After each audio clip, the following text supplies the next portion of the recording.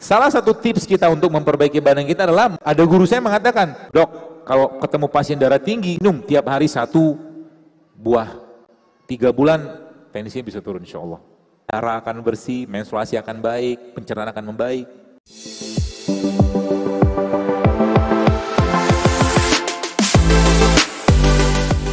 Bacalah Quran.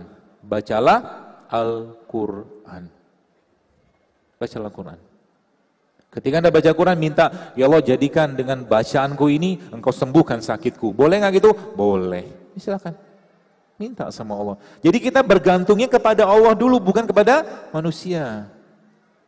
Gitu loh. Bukan kepada makhluk. Nanti Allah akan urus urusan kita, teman sekalian. Tenang aja. Apa susahnya Allah mengobati penyakit? Ya, yang sampai detik ini saya katakan, dunia pengobatan barat yang diagung-agungkan dunia saat ini, sampai detik ini, ingat baik kata saya, sampai detik ini dunia pengobatan barat gak bisa ngurusin diabetes. Betul? Orang harus minum obat seumur hidup. Pertanyaannya, apa Tuhan yang Maha Pengasih Penyayang gak menciptakan obat diabetes di atas buminya ini? Pasti ada. Sampai detik ini darah tinggi gak bisa diobatin. Masa harus minum obat seumur hidup? Apa Tuhan tidak menciptakan obatnya? Allah tidak kasih tunjuk kepada kita. Kenapa? Manusianya jahil, zalim. Bahkan ada guru saya mengatakan, salah satu guru herbal saya, dia katakan minum air kelapa itu. Air kelapa itu, dok, kalau ketemu pasien darah tinggi suruh minum air kelapa. Air kelapa apa? Air kelapa yang masih muda. Yang apa? Dia ada, karena beliau seorang ilmuwan. Dia katakan air kelapa yang dagingnya masih halus banget. Ya, mau kelapa hijau, mau kelapa biasa, masih halus banget itu, minum tiap hari 1 buah. 3 bulan tensinya bisa turun insya Allah. Proven? Proven. Kenapa? Air kelapa itu adalah isinya apa? Asam amino. Asam amino isinya. Dan air kelapa itu teman sekalian, kalau kita lihat dalam air kelapa kan ada mineral nggak? Ada. Tapi kelihatan nggak? Nggak kelihatan. Maka sifatnya nano, kecil. Gitu loh. Maka air kelapa itu salah satu air yang sangat steril dan mengandung asam amino tinggi dan isokinetik yang sangat, dan sangat isotonik dengan badan kita. Itu air kelapa. Produksi tanah Allah.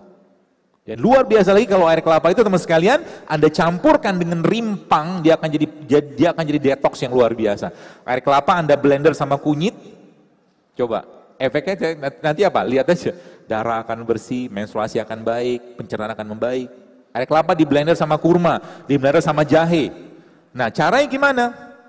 Air kelapa di blender ya, blender gitu, nanti jangan disaring, tapi tunggu dia mengendap sendiri. Kata guru saya begitu. Tunggu dia mengalir sehingga nanti kandungan dari katakan air kelapa tadi, mineralnya ketemu dengan jahe, kunyit segala macam tadi, itu akan turun yang endapan atau mungkin molekul yang senyawa gedenya, yang Anda minum tuh yang bagian tengahnya. Paham ya? Gitu. Tinggal Anda topping aja. Toppingnya pakai apa? Jahe boleh, kunyit boleh, macam-macam, bisa diubah-ubah. Bahkan ternyata air kelapa ketemu sama habatus sauda itu akan jadi detox paling baik untuk badan kita. Air kelapa ketemu dengan habatus sauda.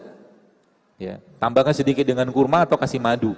Itu akan jadi detox yang terbaik untuk badan kita. Ya.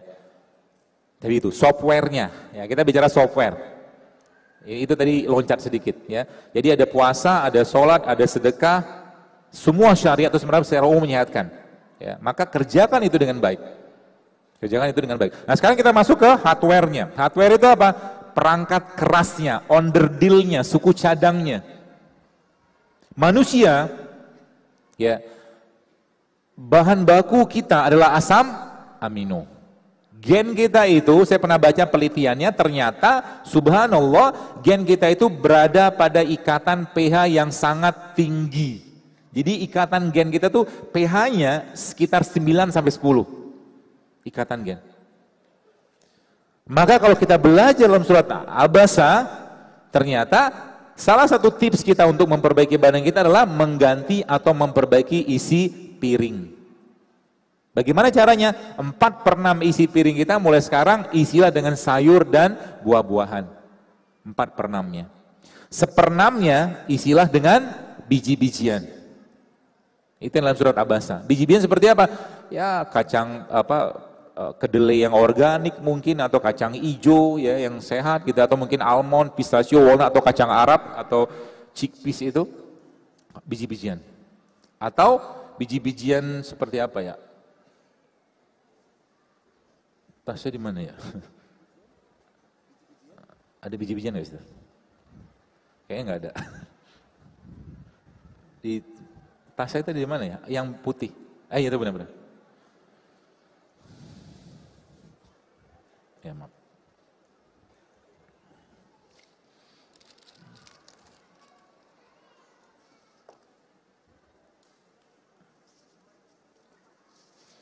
Ini kan biji-bijian kayak begini. Ya. Kelihatan nggak? Enggak. Tapi ini bukan produk lokal sih ya. Ini namanya kacang dal. Ya. Kalau yang suka makanan Timur Tengah bisa tahu tuh.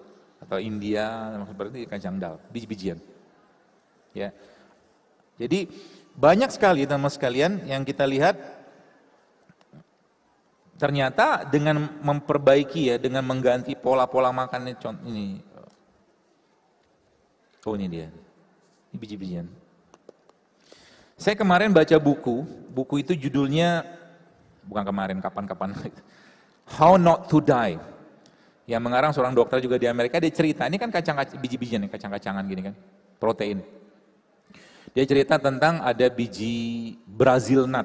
Jadi ini bukan Brazil nut, ini kan walnut, ini kacang walnut. Ya, ini almond. Karena lagi ini pistachio. Ini pistachio mana pistachio? Ini pistachio. Mana dia? Nih. Ini pistachio. Jadi mereka ini mengandung banyak sekali nutrisi penting. Bahkan pistachio ini dia mengandung serotonin. Serotonin itu hormon yang bikin tenang. Ya, maka sebenarnya kalau snack kita diubah kayak begini, ini kan ada kurma, ada kismis, ada kacang, bijian itu, gen kita akan diperbaiki sama dia. Sampai kayak begitu, insya Allah. Ya, jadi 4/6 itu nanti 4/6-nya buah dan sayur, 1/6-nya biji-bijian, 1/6-nya baru masuk protein. Ya, baru masuk protein. Ubah isi piringnya mulai sekarang. Jadi kalau Anda tetap pengen makan nasi, boleh nggak? Boleh. Ya, boleh tetap makan nasi, tapi jangan banyak-banyak. Nasinya harus Anda campur dengan biji-bijian. Saya tidak mempromosikan produk ini ya, tapi mungkin ibu-ibu tahu produk ini ya. Pernah baca produk ini? Ini kan Grand Mix, tahu ya? Jadi kalau Anda masih makan nasinya nggak usah banyak-banyak, cukup 1 sendok makan aja. Nasinya. Nasi itu biang keroknya gula darah naik, serius. Ya. Biang keroknya, salah satu biang kerok sih ya, di samping gula pasir. Karena indeks glikemiknya tinggi banget. Ya. Emang ada beberapa yang saya sarankan, dan Bapak Ibu, teman-teman saya sudah sering dengar lah kata-kata saya ini. Kalau Anda mau benar-benar mulai hidup sehat, mulai sekarang, coba deh tantang diri Anda seminggu ke depan. No rice, nggak ada nasi putih. No flour, tepung. No sugar, nggak ada gula pasir. No minyak. Itu dulu deh. Jadi nanti kalau Anda ketemu dengan bakwan, ucapkan A'udzubillahi minasyaitonirrajim. Tapi kan dokter, ini kan rezeki dari Allah. Betul, tapi kita boleh memilih kok. Anda, misalkan gini, Anda sajikan saya, misalkan gorengan, di sini buah-buahan, saya akan pilih buah. Kalau kita bisa mikir kok, ini kan nggak sehat, udah jelas nggak sehat. Anda kasih saya di sini misalkan bubur ayam, terus di sini Anda kasih saya rujak atau bubur alpukat. Saya akan pilih bubur alpukat. Kenapa? I love my body, saya cinta dengan badan saya. Saya nggak mau zolimi dia. Tadi di mobil, sama Ustadz Lukman tadi, dalam perjalanan di sana saya kenapa, ini kenapa saya pusing ya, mual. Saya tanya sama beliau, ada pewangi nggak sini? Nyata ada. Sensitif banget badannya, langsung mual. Dan kita punya pewangi yang lain, yang paling gampang kita dapat kayak pandan gitu kan, tinggal dipotong-potong, terus bawa mobil selesai. Gitu loh. Karena yang mempengaruhi ini, pewangi-pewangi sintetik itu kenanya ke kepala kita, mempengaruhi otak. Maka kalau Anda punya mobil, ya jangan pakai pewangi sintetik. Pakai pewangi alami aja. Ya, lebih baik ya. Seperti itu.